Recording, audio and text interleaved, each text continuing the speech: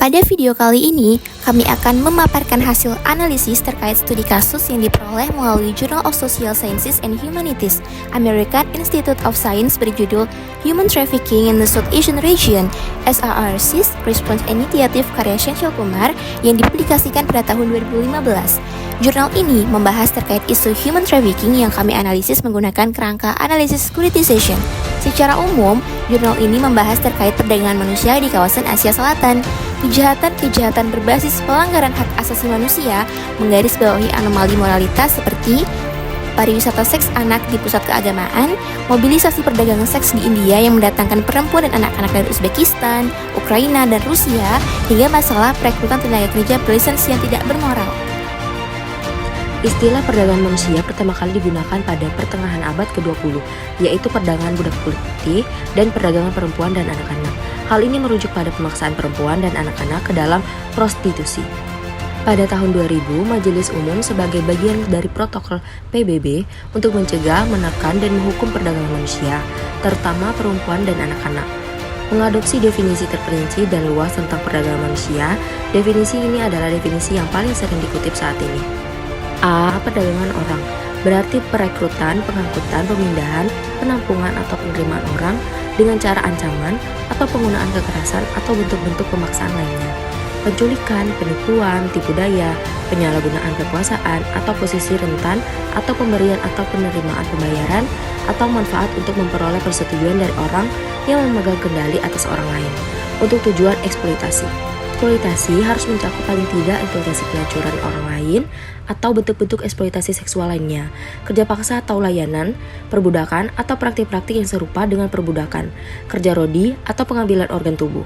D. Persetujuan korban perdagangan manusia terhadap eksploitasi sebagaimana dimaksud dalam subbab ayat A.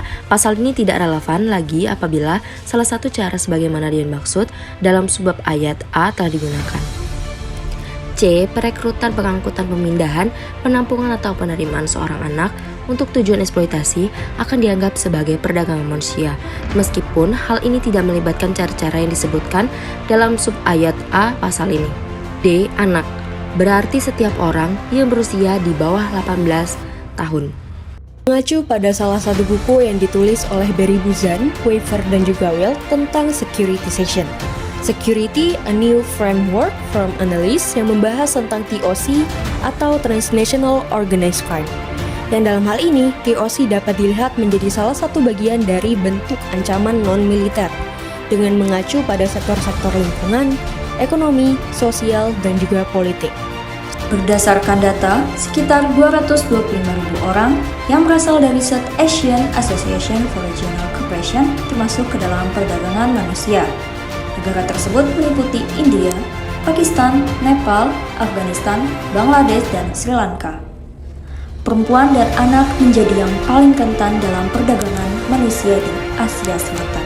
Perdagangan manusia di Asia Selatan dalam konsep sekuritisasi. Perspektif sekuritisasi memiliki 4 unsur di dalamnya. Yang pertama ada securitizing actor atau aktor yang melakukan sekuritisasi. Dalam hal ini adalah negara-negara di Asia Selatan meliputi India, Pakistan, Nepal, Afghanistan, Bangladesh, dan Sri Lanka. Keenam negara tersebut merupakan anggota Organisasi Regional Asia Selatan atau dikenal dengan South Asian Association for Regional Cooperation. Kedua adalah speech act atau tindakan aktor dalam konteks sekuritisasi. Keenam negara telah menandatangani Konvensi South Asian Association for Regional Cooperation tentang pencegahan dan pemberantasan perdagangan manusia dan anak untuk prostitusi. Konvensi ini bertujuan untuk menggalakkan kerjasama antar negara anggota sehingga mereka dapat secara efektif menangani berbagai aspek pencegahan, penangkalan, dan pemberantasan perdagangan perempuan dan anak. Ketiga, referent object atau entitas yang akan terancam oleh keberadaan isu jika tidak ditanggapi dengan serius. Entitas yang terancam dan rentan jika isu ini tidak ditangani serius adalah perempuan dan anak-anak. Berdasarkan Global Report on Trafficking in Person 2022, perempuan dari yang terdeteksi menderita eksploitasi dan kerja paksa. Mereka merupakan 87% korban eksploitasi yang terdeteksi di Amerika Selatan. 11% mereka yang dieksploitasi secara adalah anak perempuan. Terakhir adalah audience. Pihak-pihak yang mencoba untuk dipengaruhi adalah negara-negara anggota Organisasi Regional Asia Selatan agar dapat saling bekerja sama dan memberantas perdagangan manusia. Dampak human trafficking di Asia Selatan meliputi berbagai aspek. 1. Dampak sosial. Perdagangan manusia di Asia Selatan terutama berdampak pada perempuan dan anak-anak yang menjadi korban eksploitasi seksual dan kerja paksa. Ketidaksetaraan gender, kemiskinan, dan konflik sosial menjadi faktor utama yang memperburuk masalah ini. Di wilayah ini banyak anak perempuan yang dijual atau dipaksa masuk ke dalam perdagangan seks atau bentuk-bentuk perbudakan lainnya. 2. Dampak ekonomi. Kemiskinan ekstrim, ketimpangan sosial, dan kesempatan kerja yang terbatas membuat orang rentan terhadap perdagangan manusia. Banyak korban yang dijanjikan pekerjaan di luar negeri atau di kota besar, namun justru terjebak dalam kerja paksa atau eksploitasi seksual. 3. Dampak kesehatan. Human trafficking di Asia Selatan memiliki dampak buruk terhadap kesehatan masyarakat, khususnya dengan meningkatnya penyebaran HIV atau AIDS akibat perdagangan seksual. Ini menambah beban pada sistem kesehatan masyarakat yang sudah terbatas di kawasan ini. 4. Dampak psikologis. Korban human trafficking mengalami trauma fisik dan psikologis yang mendalam, termasuk penyiksaan, penindasan, dan kekerasan seksual. Ini menghasilkan dampak jangka panjang pada kesejahteraan mental dan fisik mereka. 5. Dampak pada keamanan regional. Human trafficking tidak hanya memiliki masalah domestik, tetapi juga lintas negara, sehingga mengganggu keamanan regional. Perdagangan manusia melibatkan jaringan kriminal transnasional yang terorganisir, yang mempersulit upaya pemberantasan di seluruh wilayah Asia Selatan. Beberapa pemaparan rekan-rekan, saya dapat mengambil poin penting.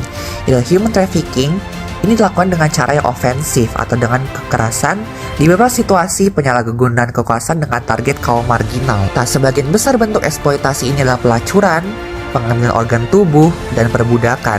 Mayoritas korban eksploitasi adalah perempuan dan anak-anak.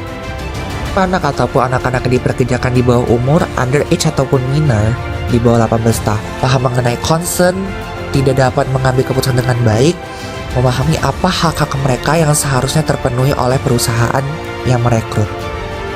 Tingginya angka human trafficking dan juga eksploitasi anak dan perempuan di Asia Selatan, terutama Bangladesh, aktivasi ke 6 negara di Asia Selatan yaitu India, Nepal, Afghanistan, Pakistan, Bangladesh, dan Sri Lanka, dan datangani Convention of South Asian Association for Regional Cooperation atau SAARC sebagai bentuk upaya preventif dan juga emphasize anti-human trafficking.